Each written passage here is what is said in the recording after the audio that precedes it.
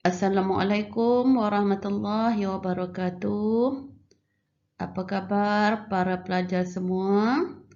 Pada hari ini kita akan meneruskan PDPR kali ke-11 dengan tajuk yang kedua pengajian Al-Quran, iaitu tuntutan melaksanakan pekerjaan yang utama, Surah At-Taubah ayat 19 sehingga 20. Mari sama-sama kita mendengar terlebih dahulu potongan ayat 19 hingga 20 surah At-Taubah.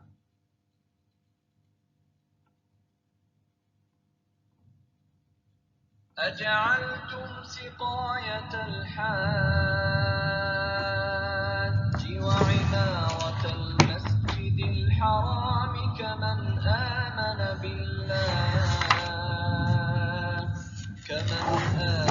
بالله واليوم الآخر وجاهد في سبيل الله لا يستوون عند الله والله لا يهدي القوم الظالمين.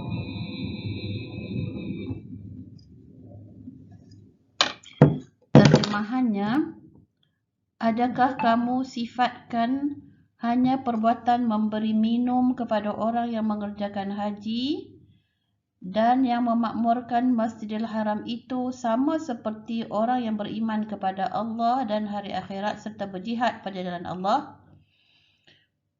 Mereka tidak sama di sisi Allah dan Allah tidak memberi hidayah petunjuk kepada kaum yang zalim.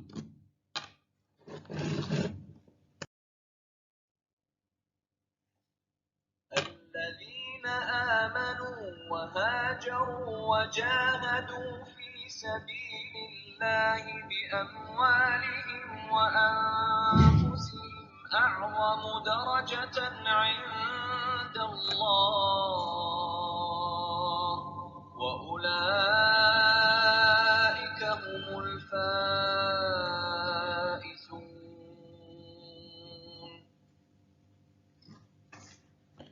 Sesungguhnya orang-orang yang beriman dan berhijrah serta berjihad pada jalan Allah dengan harta benda dan jiwa mereka adalah lebih besar dan tinggi darjatnya di sisi Allah daripada orang yang hanya memberi minum, orang yang mengerjakan haji dan yang memakmurkan masjid sahaja, dan merekalah orang yang berjaya.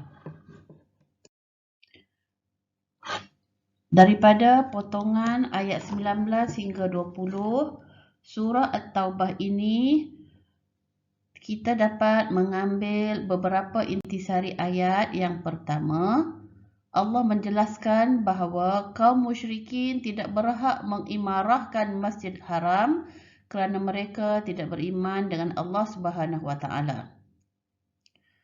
Yang kedua, Allah menjelaskan orang yang beriman, orang yang berjihad pada jalan Allah dan yang menginfak harta pada jalan Allah akan mendapat ganjaran yang besar serta rahmat di sisi Allah Subhanahu wa taala. Terdapat beberapa pendapat tentang sebab nuzul ayat 19 surah At-Taubah. Pendapat yang pertama, diriwayatkan bahawa Saidina Nu'man bin Bashir suatu hari pada hari Jumaat duduk bersebelahan mimbar Rasulullah SAW. Mereka bercakap-cakap tentang amalan mereka dengan suara yang kuat.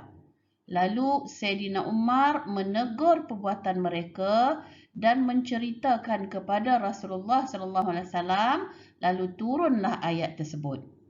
Jadi, sekiranya dalam soalan peperiksaan bertanya kepada kita tentang sebab nuzul, perkara yang kita perlu titik beratkan ialah tokoh dan cerita ataupun peristiwa. Jadi dalam sebab nuzul ini, Ustazah telah meng-highlightkan iaitu nama yang perlu kita ingat ialah Nu'man bin Bashir. Dan apakah yang Nu'man bin Bashir melakukan?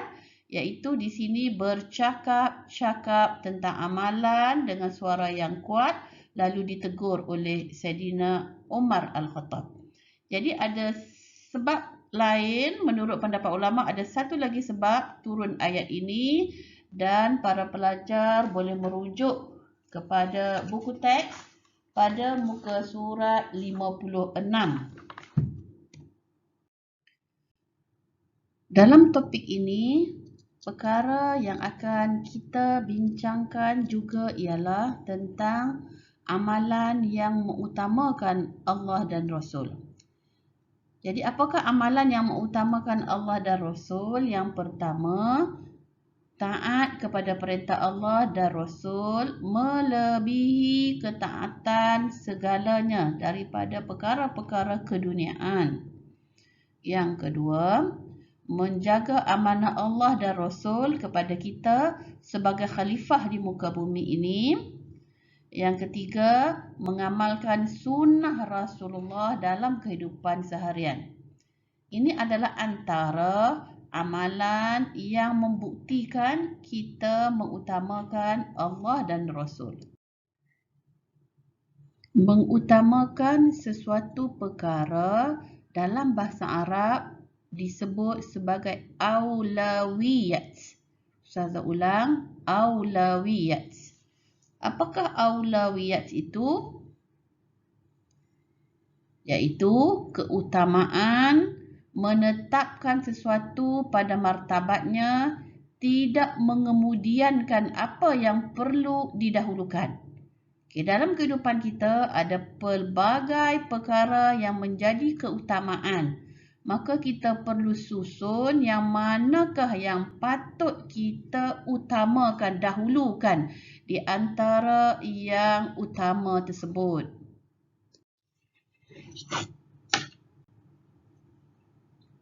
Baiklah, apakah usaha yang perlu kita lakukan ataupun tindakan untuk kita melakukan sesuatu yang menjadi keutamaan kepada diri kita sebagai seorang Muslim? Di sini Ustazah gariskan beberapa tindakan yang perlu kita beri keutamaan dalam kehidupan kita. Baik, yang pertama ialah menjauhi daripada syirik. Sebagai seorang Islam, kita mesti menjauhi syirik, iaitu mempersekutukan Allah dengan segala sesuatu, kerana perbuatan syirik itu adalah satu dosa besar yang Allah sangat murka dan tidak akan mengampuni dosa syirik tersebut. Yang kedua, menyucikan diri daripada sifat-sifat mazmumah ataupun disebut sebagai tazkiyatun nafs. Sebagai seorang Islam, sebagai seorang manusia, ada banyak sifat-sifat mazmumah dalam diri kita yang perlu kita bersihkan dari masa ke semasa. Sekiranya kita telah menyucikan jiwa kita, kadang-kadang sifat mazmumah itu datang berulang-ulang kali, maka menjadi keutamaan kepada diri kita untuk menyucikan diri kita daripada sebarang sifat mazmumah secara berterusan. Yang ketiga, yang menjadi keutamaan kepada kita ialah mesti berkorban untuk Islam. Berkorban sama ada nyawa, harta, tenaga dan masa, seperti mana yang dilakukan oleh para sahabat Rasulullah yang terdahulu. Mereka mengorbankan semua kemewahan hidup mereka demi Islam. Saya bawa contoh Saidina Osman, Saidina Abdul Rahman bin Auf, Sayyidatina Khadijah. Mereka ini adalah sahabat yang kaya, yang mempunyai harta, perniagaan. Lalu semua harta-harta mereka tersebut mereka korbankan untuk perjuangan Islam. Yang keempat ialah keutamaan yang perlu kita lakukan ialah bertanggungjawab terhadap amanah yang diberikan oleh Allah kepada kita. Terutamanya tanggungjawab kita sebagai khalifah di muka bumi, maka kita perlulah menunaikan hak-hak Allah tersebut. Dan tanggungjawab kita sekiranya kita berhadapan ataupun berhubung dengan manusia, maka kita perlu menunaikan amanah itu sebagai satu pekerjaan yang perlu diutamakan.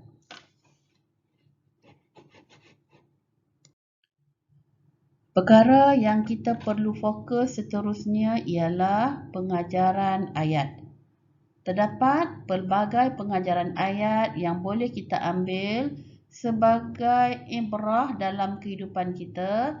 Di sini Ustazah gariskan beberapa pengajaran ayat, iaitu yang pertama, orang yang beriman hendaklah mengutamakan Allah dan Rasul dalam tindakan. Jadi kita kena ingat, dalam kehidupan kita, utamakanlah Allah dan Rasul. Yang kedua, kita hendaklah berjihad pada jalan Allah untuk mendapat keredaannya. Yang ketiga, umat Islam dilarang membanding-bandingkan amalan antara sesama Muslim untuk mengelakkan sifat riya. Di sini sahaja perbincangan topik kita pada hari ini, melaksanakan amalan yang menjadi keutamaan, dan Ustazah harap kita semua pada hari ini lebih mengutamakan Allah dan Rasul dalam mencapai keredaan Allah Subhanahu wa Ta'ala.